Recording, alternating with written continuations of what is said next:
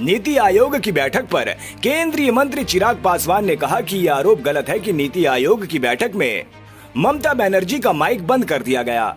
वहां पर माइक का कंट्रोल उस जगह बैठे इंसान का होता है, बाकी किसी का नहीं। बैठक में नीति आयोग की उस बैठक में मैं भी मौजूद था और ये सरासर गलत इल्जाम है कि किसी का माइक वहां पे बंद कर दिया गया। पहली बात तो जब ये विपक्ष बोलता है कि माइक बंद कर दें, उस माइक का कंट्रोल वहाँ पे बैठे किसी भी व्यक्ति के हाथ में नहीं होता है, उस व्यक्ति के खुद के हाथ में होता है।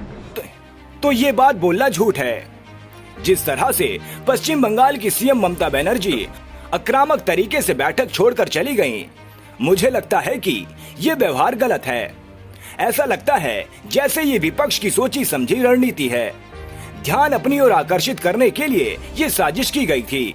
अगर किसी राज्य को लगता है कि उनके साथ अन्याय हुआ है, तो नीति आयोग वो मंच है जहां आप इस मुद्दे को उठा सकते हैं। सरासर झूठ है जब कोई ये बोलता है कि मेरा माइक बंद कर दिया गया। बंगाल की मुख्यमंत्री ममता बनर्जी जी एकदम से उत्तेजित होकर उस बैठक को बीच में ही छोड़कर चली गई।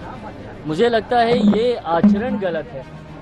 अगर आपको अपनी बात को रखना भी है, कोई नाराजगी भी है, तो वहीं पे रखती ना, बोलती कि अभी मुझे और बोलना है मुझे। बट जिस तरीके से उनका आचरण था, इससे ऐसा लगता है कि विपक्ष की पहले से ही ये सोची समझी एक रणनीति का ये हिस्सा था कि वो जाएंगी, हंगामा खड़ा करेंगी और नीति आयोग जिस मकसद के साथ हम लोग वहाँ पर बैठे थे, उसके मकसद को डाइवर्ट कर सिर्फ अपनी ओर पूरा ध्यान केंद्रित करने के उद्देश्य से ये इस तरीके की कार्रवाई की गई है।